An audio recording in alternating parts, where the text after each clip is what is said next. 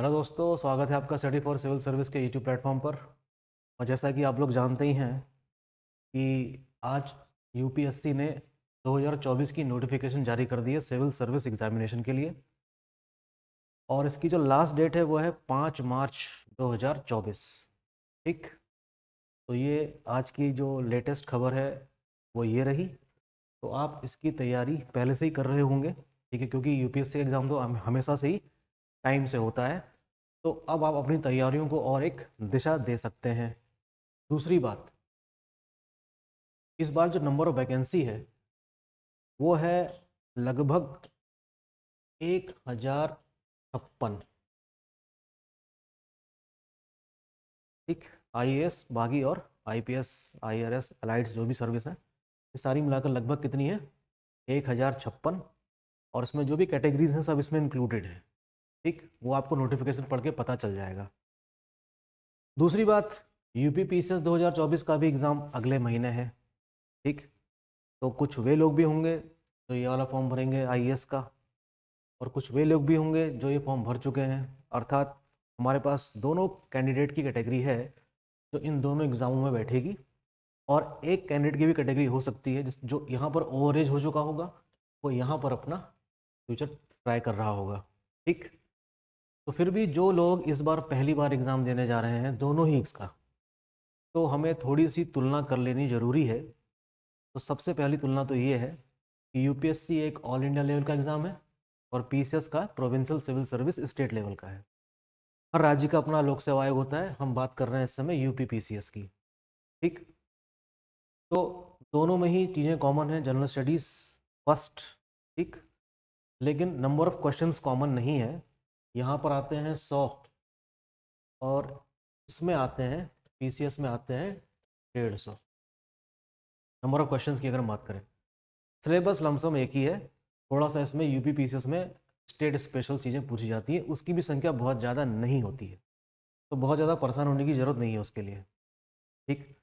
तो पहली बार जो एग्ज़ाम देने जा रहे हैं यूपीएससी का, उसके लिए सबसे बेहतर तरीका क्या होगा कि किस प्रकार से क्वेश्चन आते हैं।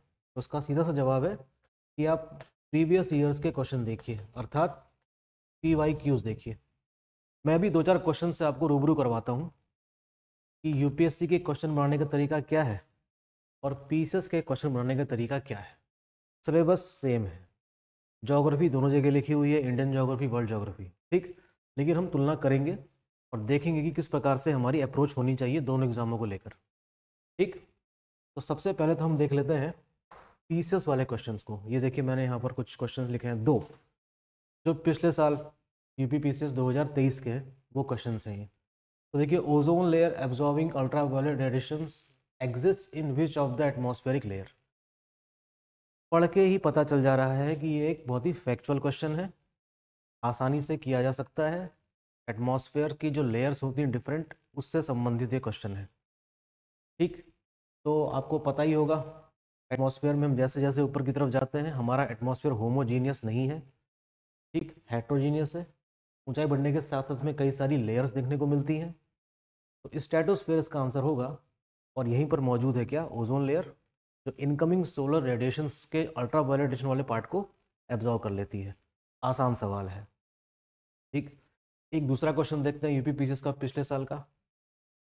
बड़ी अच्छी बात यह है कि यूपी पीसीएस रिकॉर्ड टाइम पे सिलेक्शंस दे रहा है। 8-9 महीने के अंदर ही आप पीसीएस बन सकते हैं यूपी पीसीएस में। ठीक। क्वेश्चन है, which of the following statement is correct. नदी से संबंधित ये क्वेश्चन है। मैं नदियों के बारे में आजकल पढ़ा भी रहा हूँ आपको, और देखिए सीधे क्वेश्चन वहाँ से आया भी है, क्योंकि नदियाँ और उसकी जो सहायक नदियाँ हैं वहाँ से भी क्वेश्चन बनते रहे हैं। क्वेश्चन पढ़ते हैं, Ramganga river join the Ganga at Kannauj. अर्थात रामगंगा जो कि गंगा की सहायक नदी है, कन्नौज में जाकर उससे मिल जाती है। ठीक। दूसरा स्टेटमेंट है, river Betwa join Yamuna near Prayagraj. ये भी आसान क्वेश्चन ही, बहुत टफ क्वेश्चन नहीं है। पढ़ेंगे जवाब तो आपको सीधा सीधा का जवाब मिल जाएगा। पहला स्टेटमेंट तो बिल्कुल ठीक है भाई। ठीक है, कहाँ है? कन्नौज में। ये स्टेटमेंट बिल्कुल ठीक है। River Betwa join Jamuna, yes, river Betwa Yamuna की सहायक नदी है, लेकिन प्रयागराज में नहीं, उससे बहुत पहले मिल जाती है वो। तो इसका आंसर क्या होना चाहिए? ओनली 1। तो ये तो मैंने सिर्फ दो क्वेश्चन उठाए हैं ज्योग्राफी के। ठीक, जो कि दोनों मुझे लगभग फैक्चुअल नज़र आ रहे हैं, लेकिन कुछ क्वेश्चंस में ट्विस्ट राज्य लोक सेवा आयोग कर देता है। लेकिन मोस्ट ऑफ द केसेस में क्या होता है, इसका अपना फ्लेवर है, वैसे यूपीपीएसएस का अपना फ्लेवर है और उस फ्लेवर को अडॉप्ट करना भी इतना आसान भी नहीं है, it will take time. Okay, तो ये तो रहा छोटा सा परिचय ज्योग्राफी के क्वेश्चन के माध्यम से। इसमें हिस्ट्री, ज्योग्राफी और पॉलिटी, इकोनॉमी, करंट अफेयर्स के भी शानदार क्वेश्चन बनते हैं इसमें। ठीक, फैक्चुअल रहता है, इसलिए मेरिट थोड़ी हाई जाती है यूपीएससी की तुलना में। ठीक, तो ये तो आप क्वेश्चंस देखना चाहें पुराने, आपको मिल जाएंगे, आप देख लीजिएगा। ठीक, अब हम बात करते हैं किसकी, यूपीएससी के कुछ क्वेश्चंस की। यहाँ मैंने कुछ पीवाईक्यूज उठाए हैं, पुराने कभी हुए होंगे यूपीएससी के, वो इनके क्वेश्चन पूछने का तरीका थोड़ा सा अलग प्रकार का है। देखिए, कंसिडर द फॉलोइंग स्टेटमेंट्स, ठीक है, निम्न कथनों पर विचार कीजिए। थोड़ा सा इसको मैग्नीफाई करता हूँ ताकि आप को देख सकें, क्वेश्चन को पढ़ सकें। मतलब, consider the following statement, windward mountain slope receives less precipitation as compared to leeward slope। अर्थात कहने का मतलब ये है, ये कह रहा है विंडवर्ड यानी कि जिस तरफ से पवन आ रही है और पर्वत पे टकरा रही है, ठीक, वो क्षेत्र कम रेनफॉल रिसीव करेगा। ठीक, दूसरा स्टेटमेंट पढ़ लेते हैं, in the western part of cool temperate region precipitation is distributed evenly through out the year. अब ये देखिए, यहाँ पर नज़र आ रहा है कि ये क्वेश्चन कोई साधारण क्वेश्चन नहीं है, इसमें हमें ज्योग्राफी की ठीक ठाक समझ चाहिए। क्यों? क्योंकि हमें टर्म्स के बारे में पता होना चाहिए कि कूल टेम्परेट रीजन क्या है, what do you mean by cool temperate region, what do you mean by temperate region. ठीक है, शीतोष्ण प्रकार की जलवायु क्या होती है, वो क्षेत्र कहाँ कहाँ पाए जाते हैं। It means it will take time again, इन सब चीज़ों को समझने में थोड़ा समय लगेगा। ठीक है, तो हमको बताना है कि उपयुक्त कथनों में से कौन कौन से सही हैं। ठीक है, lies at the mid latitude region and high altitude region, तो ये रहा आपका windward mountain slope receives less precipitation, जो कि गलत है। विंडवर्ड का मतलब जिस तरफ से पवन आएगी, पर्वत पे टकराएगी, वर्षा वहाँ ज़्यादा करवाएगी। और जो ये वाले जो क्षेत्र होंगे उनको कहा जाता है क्या, लीवर्ड। लीवर्ड से मतलब एक रेन शेडो एरिया बनेगा, जहाँ पर जाहिर सी बात है कि बारिश क्या होगी, कम होगी। तो इस हिसाब से इसका आंसर क्या होना चाहिए, only 2, second statement is correct. ठीक, अच्छा क्वेश्चन है, इट विल टेक, मतलब आपको कॉन्सेप्ट को समझने के लिए समय देना पड़ेगा। दूसरा क्वेश्चन देखिए, consider the following statement regarding the polar vortex. Polar vortex जो पहली बार पढ़ रहे हैं या सुन रहे हैं इस टर्म को, उनके लिए बिल्कुल नया है ये। ठीक है, तो इसके संबंध में कुछ बातें यहाँ पर लिखी गई हैं। It is caused by blast of Antarctic air which is the result of a polar vortex event. तो क्वेश्चन आसान नहीं है, अच्छा क्वेश्चन है, एटमॉस्फेयर के हाई एंड वाला क्वेश्चन है। तो इस प्रकार की घटना कहाँ घटती है, क्या हमारे पास कोई ऐसी इमेजेस हैं जो हमें इस चीज़ को सही ढंग से समझा सकें, तो ये भी जान लेना जरूरी होगा। It is also known as polar pig, इसको पोलर पिग के नाम से भी जाना जाता है। ठीक, तो पहला स्टेटमेंट इसका गलत है, पोलर पिग के नाम से इसको जरूर जाना जाता है। लेकिन मैं चाहूँगा कि आप इसका फिगर देखें जो मैंने आप लोगों के लिए यहाँ पे रखा है। व्हाट इज पोलर वॉर्टेक्स, यहाँ पर कुछ बातें मैंने कभी पहले पढ़ाई होंगी, मैंने पढ़ाने के दौरान यहाँ पर कुछ स्टेटमेंट्स लिखे थे पढ़ाते समय।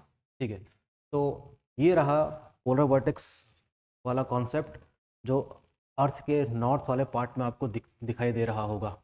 ठीक है, तो मैं चाहूँगा, मैं ज़रा हट जाता हूँ, इसको आप पॉज करके एक बार ज़रूर पढ़िएगा और समझने की कोशिश कीजिए कि पोलर वॉर्टेक्स क्या चीज़ है।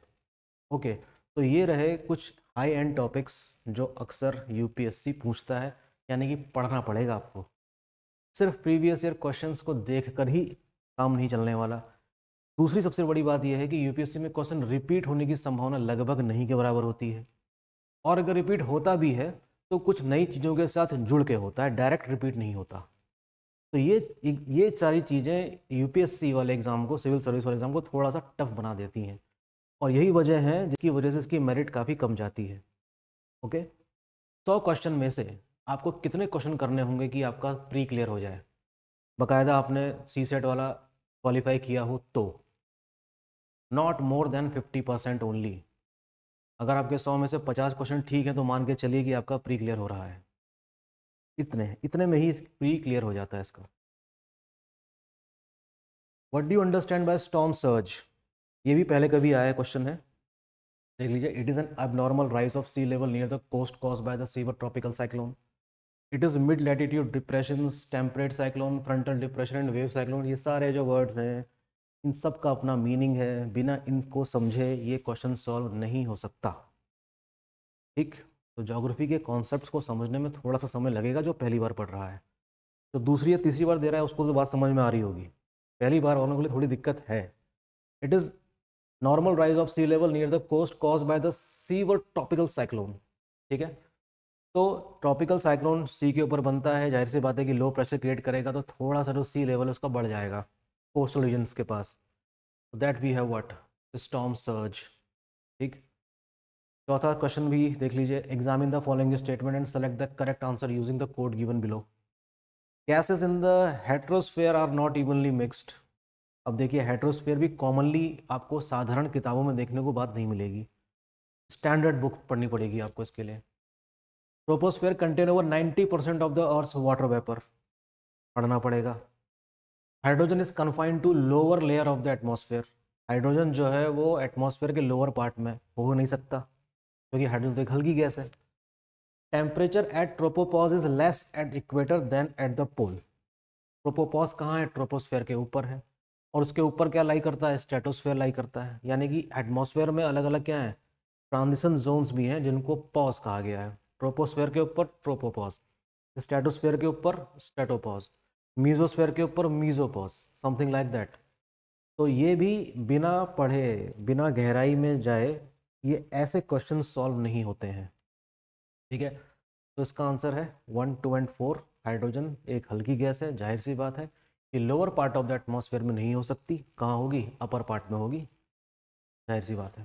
तो आपने देखा कि कैसे एटमॉस्फेयर वाले पार्ट से इस प्रकार के क्वेश्चंस यूपीएससी क्रिएट करता है। ठीक है ना, क्रिएट करता है। UPSC is a very good creator of A questions. Okay, तो ये तो मैंने आपकी मुलाकात करवाई किससे? एटमॉस्फेयर के कुछ मॉडरेट क्वेश्चंस और कुछ हाई एंड क्वेश्चन, जैसे कि पोलर वॉर्टेक्स आपके लिए एक नया कॉन्सेप्ट होगा मेरे ख्याल से, अगर पहली बार सुन रहे हैं तो। Storm surge is something new topic for you and all these terms require detail study. Okay, तो ये फ़र्क है यूपीएससी और पीसीएस के एग्ज़ामों में। लेकिन इसका मतलब ये नहीं है कि पीसीएस आसान हो जाता है। पीसीएस में मेरिट हाई जाती है, पीसीएस का अपना फ्लेवर है, पीसीएस फैक्चुअल है। कभी कभी आते हुए क्वेश्चन गलत हो जाते हैं। ठीक, आते हुए क्वेश्चन जिसके गलत हो गए वो सीधे बाहर हो जाता है। ठीक, तो दोनों एग्ज़ाम्स की अपना अपना महत्व है। और फिलहाल मेरी सलाह ये है कि जिन लोगों ने यूपी पीसीएस का फॉर्म भरा है और जो ये इसको यूपीएससी का फॉर्म भरेंगे, तो कुछ दिनों के लिए, 1 महीने के लिए आपका मोड जो है वो यूपी पीसीएस वाले एग्ज़ाम के प्रति होना चाहिए। 17 तारीख को एग्ज़ाम है, अगले महीने मार्च में। ठीक है, और साथ साथ कॉन्सेप्ट भी अगर क्लियर करते रहेंगे तो कोई दिक्कत की बात नहीं है। ओके, तो ये इन्फॉर्मेशन आप तक पहुंचानी थी मेरे को, मैंने पहुंचाई। आप इसको समझिए चीज़ों को। और पहली बार में, अगर पहले अटेम्प्ट में अगर आप यूपीएससी का प्री क्लियर कर लेते हैं तो ये मान के चलिए कि आपको मेंस का एक्सपीरियंस होने वाला है। मेंस का एक्सपीरियंस एक बहुत बड़ा एक्सपीरियंस है और संभवतः आने वाले कभी भी किसी भी समय में आपका प्री नहीं रुकेगा। प्री नहीं रुकेगा तो किसी दिन मेंस भी क्लियर होगा। ठीक है, और इस तरीके से आने वाले 2 या 3 या 4 सालों में आप आईएएस या सिविल सर्विस की कोई भी पोस्ट पा सकते हैं। ठीक है, तो बने रहिए स्टडी फॉर सिविल सर्विस के साथ। जो भी यूज़फुल इन्फॉर्मेशन हैं इस एग्ज़ाम से रिलेटेड हम आप तक पहुंचाएंगे, और जो भी initiatives study for civil service के द्वारा चलाए जा रहे हैं उनसे जुड़िए और उसका लाभ उठाइए। थैंक यू, मिलते हैं कल। Thank you.